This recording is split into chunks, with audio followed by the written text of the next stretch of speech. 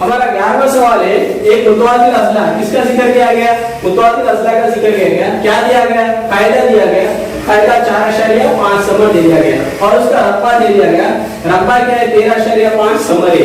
अशरिया में कोई प्रॉब्लम नहीं। कायदा दिया मुतवातिर असला। पहले तो मुतवातिर असला कैसा होता? ऐसा रहता। मुतवातिर असला की शक्ल को समझना है, आसान है बहुत। ठीक है, ये मुतवातिर असला है। मुतवातिर असला, इसमें क्या दिया?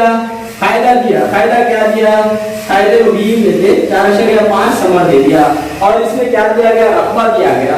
रब्बा क्या दिया? 13 रब्बा मुतवातिर असला का रब्बा क्या दिया? 13.5 समर मुरब्बा समर दे दिया। ठीक है, अब सवाल क्या पूछा जा रहा? मुतवातिर असला की बुलंदी। सवाल क्या पूछा जा रहा? बुलंदी पूछा जा रहा। कायदा दिया गया, रब्बा दिया गया, पूछा क्या जा रहा? बुलंदी पूछा जा रहा। आसान है। मुतवातिर असला के रब्बे का ज़ाब्ता, मुतवातिर असला के रब्बे का ज़ाब्ता मालूम रहना चाहिए। कायदा जरा बुलंदी, बहुत आसान है। कायदा जरा बुलंदी, बुलंदी मीन्स ये कायदा जरा बुलंदी। ठीक है, छोड़ दे, ये हमारा सवाल है। ठीक है, कायदा जरा पहले तो रब्बा दर्ज कर देना, ज़ाब्ता में लेना। कायदा जरा बुलंदी, रब्बा 13.5 में से ये कायदा क्या है? 4.5। जरा बुलंदी नहीं मालूम, बुलंदी हमारा सवाल है। बस इसके बाद हम सीधा हल करके आसान जवाब दे सकते। सिर्फ हमें क्या चाहिए? इसके अंदर ज़ाब्ता मालूम रहना चाहिए। मुतवातिर का रब्बा मुसावी कायदा जरा बुलंदी। रब्बा दर्ज कर देना 13.5, कायदा दर्ज कर देना 4.5 और बुलंदी क्या है? 6। ठीक है, इसके बाद देखिए आसान तरीका, कैलकुलेशन इजी रहा तो जवाब भी हमारा इजी रहता। 4.5 को इधर ला लेना, 4.5 को इधर ला लेना नीचे। ठीक है, जरा पे इधर आके आप तफसील हो जाता। बुलंदी जैसा कैसा ये मालूम करना। अब यहाँ कैलकुलेशन करना है। देखिए अशरे के बाद यहाँ कितने मुकाम है? ऊपर 1 मुकाम है। अशरे के बाद यहाँ कितने मुकाम है? 2 मुकाम है। ये भी अशरे के बाद 1 मुकाम है, ये भी अशरे के बाद 1, दोनों बराबर है। तो अशरिया को बगैर किसी इसके कट कर दे सकते। बचा क्या? 135/45 बचा। अशरिया निकाल सकते हैं। अगर मुकामात बराबर है, अशरे के बाद 1 मुकाम है, अशरे के बाद 1 मुकाम है, निकाल सकते। अब उसके बाद कट कर दिए तो मेरे को जवाब आ जाता। कौन से पहाड़े से कट करना? यहाँ 5 है, यहाँ 5 है। 5 के पहाड़े से कटिए। 5 2 10, 5 2 10, 5 7 35, 5 9 45, 9 1 9, 9 किया 27। तो बुलंदी क्या है हमारी? 3 आ गई। 3 कहाँ पर है? यहाँ पर है। तो बुलंदी क्या आ गई? 3 आ गई। फिर और एक आसान तरीका है स्टूडेंट्स, अगर आप ये तो आपको मालूम है, ये भी तरीका आसान है, कोई मुश्किल नहीं। सिर्फ ज़ाब्ता याद रखना है, दर्ज करना है और ये इधर लाके कट कर देने का। ठीक है, अब और एक तरीका आप देख सकते हैं। मुतवातिर असला के रब्बे का ज़ाब्ता क्या है? कायदा जरा बुलंदी है। कायदा जरा बुलंदी, तो क्या दिया गया? कायदा दे दिया ना 4.5। आप इसमें से कोई एक का इंतखाब करके जल्दी कर दे सकते हैं। अगर 4.5 को जवाब दे दिए, 3 बजे 15 7 का 1 3 4 13, तो जवाब अगर आपका 13.5 आ गया तो हम जल्दी में भी जवाब दे सकते हैं। चेक करें, आप चलो में से कोई एक लेके चेक करके दोनों को कायदे और बुलंदी को जवाब दे देंगे, हम जवाब दे सकते हैं। ये एक तरीका है। पहले तो ज़ाब्ता याद रख के हम ज़ाब्ते में दर्ज करके इधर लाके कट कर दिए, दोनों का भी टाइम कोई मुश्किल नहीं है। ठीक है, अगला सवाल वो दिया 3.5 4.5 4.1 2.2 3.2 3.7 3.0 2.6 का 7। क्या पूछा गया? मोतियात दे दिया गया, 7 पूछा गया। 7 का मतलब रेंज पूछा गया। वेरी सिंपल, कुछ मुशाहिदात दिए गए। कितने? 1 2 3 4 5 6 7 8 मुशाहिदात दिए। पहले तो आप मुशाहिदात सही लिख दीजिए तरतीब में। 3.5 दे दिया गया। ठीक है, 4.5 दे दिया गया, 4.1 दे दिया गया, 2.2 दे दिया गया, 3.2 दे दिया गया, 3.7 दे दिया गया और 3.0 2.6। आपको क्या पूछा गया? 7 पूछा गया। रेंज, 7 का मतलब रेंज। रेंज का आसान तरीका है आजम तरीन खदर माइनस आजम तरीन मुशाहिदा, आजम तरीन मुशाहिदा माइनस खदर माइनस अकल तरीन खदर। ये ज़ाब्ता है आसान। अगर ये मालूम है आपको तो ज़ाब्ता लिखने की भी उतनी जरूरत नहीं है। आप सिर्फ ज़ाब्ता ज़हन में रखिए। 7 का मतलब है आजम तरीन खदर माइनस अकल तरीन खदर। अब आजम तरीन सबसे बड़ी खदर कौन सी है? इसमें 4.5 है।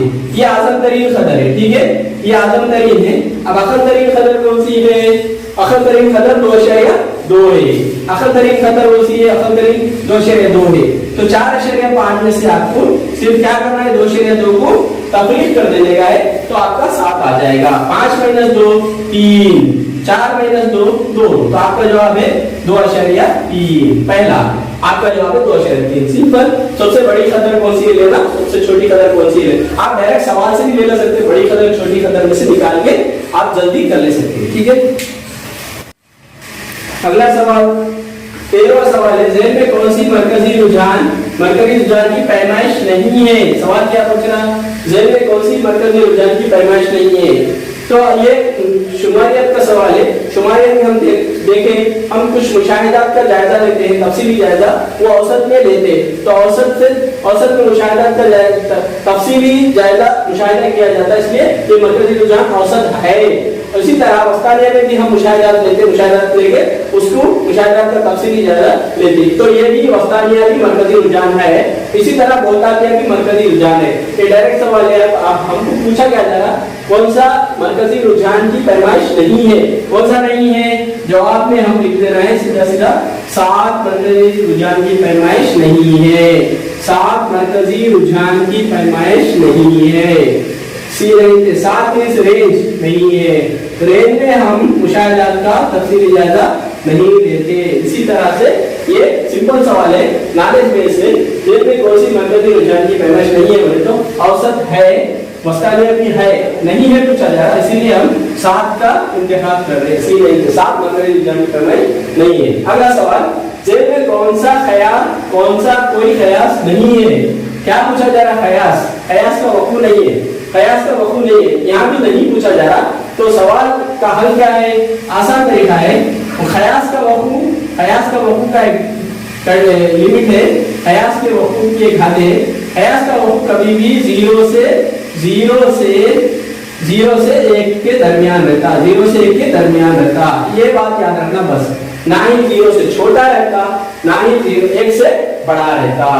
इसका मतलब 0 से छोटा नहीं रहता। 0 से छोटा का मतलब माइनस वाला नहीं रहता, मंफी नहीं रहता, मंफी नहीं रहता। सिर्फ 2 कंडीशन याद रखो, मंफी नहीं रहता और 1 से बड़ा बोले तो नसब नुमा बड़ा वाला नहीं रहता। शुमार कुनिंदा बड़ा नहीं रहता, शुमार कुनिंदा बड़ा नहीं रहता। ये 2 कंडीशन अगर आप याद रख लिए, एक तो मंफी नहीं रहता, एक तो अदद मंफी नहीं रहता, अदद कभी भी मंफी नहीं रहता, दूसरा शुमार कुनिंदा बड़ा नहीं रहता। ठीक है, शुमार कुनिंदा यहाँ पर क्या है, अदद मंफी नहीं रहता। 0 अशरिया के बाद कोई भी नंबर होता, 0 अशरिया है, 0 अशरिया मींस 0 के बाद है और 1 से छोटा है, ये हो सकता है वक़ू। यस, यहाँ पर शुमार कुनिंदा छोटा है, सब लोग कोई प्रॉब्लम नहीं, शुमार कुनिंदा छोटा है, ये हो सकता है वक़ू। यहाँ पर क्या है, शुमार कुनिंदा छोटा है, नसब नुमा 5 से बड़ा है, ये भी हो सकता। वक़ू नहीं हो सकता पूछा, तो तीसरे ऑप्शन में क्या है, -1। बस हमको इतना याद रखना है कि 0 से 1 के दरमियान में रहता, कभी भी मंफी नहीं होता और शुमार कुनिंदा बड़ा नहीं होता। ये है ना कंसेप्ट है। अदद मंफी नहीं रहता और शुमार कुनिंदा बड़ा नहीं रहता, तो मंफी है सवाल, ये नहीं है, वक़ू नहीं है। यस, ठीक है। अगला सवाल क्या है, 15वां सवाल, 72 डिग्री।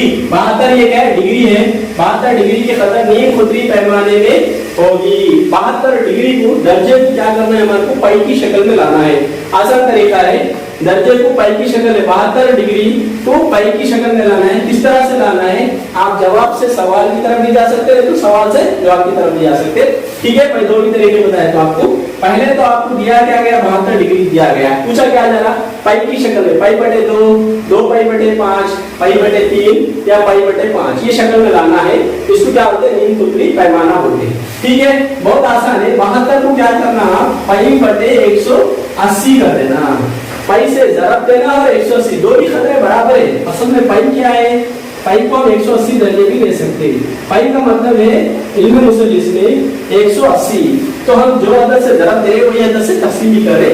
तो ये खाली सिंपल करना क्या है, दर्जे डिग्री से हमारे को पाई में बदलना है। ठीक है, तो 72 ज़रब पाई/180 लेना। उसके बाद क्या करना है, उसके बाद ये पाई की शक्ल आ गई, यहाँ भी पाई है, सब जगह पाई है। फिर आपने 72 से 180 को कट करना है। 72 से हमको क्या करना है, 180 को कट करना है। तो 72 से 180 कैसा कट करना, आसान, छोटा पहाड़ा लेके भी कर सकते हैं आप। 2 × 6, 2 × 6 = 12, 2 × 9 = 18, 0। अब उसके बाद 9 9 छके 9, 9 चौक 9 एकम 9, 9 चौक 36। उसके बाद क्या बचा? 4/10 बचा, 4π/10 बचा। और कट कर सकते हैं हम, 2 दूनी 4, 2×10। आखिर में कटने के बाद क्या आया हमारे को? 2π/5। ठीक है, 2π/5। ठीक है, हाँ ये तरीका है। पहले क्या करना है हमारे को? 72 डिग्री को पाई में बदलना है, तो 72 को क्या करना पड़ता है? पाई से ज़रब देना पड़ता है और 180 से तक़सीम करना पड़ता। फिर 72 को और 180 को कट करते जाना, कट करके आखिर में क्या आया? 2/5 आया पाई। ये तरीके से हम जवाब डाल सकते हैं। तो हमारा जवाब बी है। यार ये तो और एक तरीका है। पहला ऑप्शन हम ले लिए, समझो जवाब से सवाल की तरह 180/2 कर ले सकते। पाई की जगह 180 समझो बटे 2, तो ये क्या था? 90 आता। नहीं 90 है, तो इसी ऑप्शन गलत है। तो हम दूसरा ऑप्शन ट्राई करना, 2π/5। तो 2π की जगह हम 180 ले लेना बटे 5 से कट कर देना। 5 1 5 किया 15, 3 बचते 30 होते, 5 6 के 30, 2 × 36 होता, 2 × 36 72। इस तरीके से हम जवाब लेके भी हम सवाल की तरफ जाके भी ऑप्शन पहचान सकते हैं। ये जवाब पहला ट्राई कर लिए, ऑप्शन नहीं आया, दूसरा ट्राई कर लिया, आ गया, हो गया। ठीक है, क्या है? तो ऐसा भी 72 को क्या करना? पाई से ज़रब देना और 1/80 से तक़सीम करना, आगे कट करना है, खाली बिल्कुल तक़सीम करना, जवाब आ जाएगा। ठीक है, अगला सवाल, x मसावी है a sin थीटा। क्या दिया गया? x की कदर दी गई a sin थीटा, y मसावी है a cos थीटा। x की कदर दे दिया गया, y की कदर दे दिया। क्या बोला? x की दूसरी जमा y की दूसरी, x जो कदर है वो दूसरी लियो, जमा y की जो कदर है वो दूसरी लेके हल करके किसके हल करेगा? x की दूसरी जमा y की दूसरी क्या आता बोल के सवाल है। ठीक है, हम हल करेंगे। पहले तो क्या दिया गया? पहले क्या पूछा? x की दूसरी जमा y की दूसरी। x की जगह पे क्या दिया गया? a sin थीटा, दर्ज कर देना, आसान है। x की जगह पे जो दिया गया sin थीटा दर्ज कर देना, उनकी दूसरी जमा। y की प्लेस पे जो दिया गया a cos थीटा वो दर्ज कर देना, a cos थीटा की दूसरी। a अलग है, sin थीटा अलग है, a की दूसरी अलग ले लेना और sin की दूसरी अलग ले लेना। जमा a अलग है, cos अलग है, a की दूसरी अलग ले लेना और cos अलग ले लेना। ठीक है, अब ये दोनों में कौन मुश्तरिक है? a की दूसरी मुश्तरिक है, तो a की दूसरी को हम बाहर ले सकते हैं, आउटसाइड ले सकते हैं। a की दूसरी बाहर बचा क्या? पहले वाले में sin की दूसरी थीटा बचा और दूसरे वाले में क्या बचा? cos की दूसरी थीटा बचा। वेरी सिंपल स्टूडेंट्स, x की प्लेस पे a sin थीटा ले लेना, y की प्लेस पे a sin theta, a cos theta ले लेना, दूसरी अलग कर लेना, a की दूसरी अलग, sin की दूसरी थीटा, a की दूसरी अलग, cos की दूसरी थीटा। अब a की दूसरी मुश्तरिक है, इसको बाहर ले लेना, बचा से लिख देना। ये a की दूसरी चलेगा, बचा क्या? sin की दूसरी थीटा बचा, a की दूसरी चलेगा, cos की दूसरी थीटा बचा। अब हमारे पास एक फार्मूला है, sin की दूसरी थीटा जमा cos की दूसरी थीटा, sin की दूसरी थीटा जमा cos की दूसरी थीटा हमेशा क्या होता है? इक्वल टू 1 होता, हमेशा क्या होता? 1 होता। तो एक की दूसरी ज़रब, इसकी जगह पर क्या ले सकते? 1 ले लेते, एक की दूसरी ज़रब 1 क्या होता है हमारा? जब 1 की दूसरी, कहां पर है? ये डी ऑप्शन हमारा सही है। ठीक है।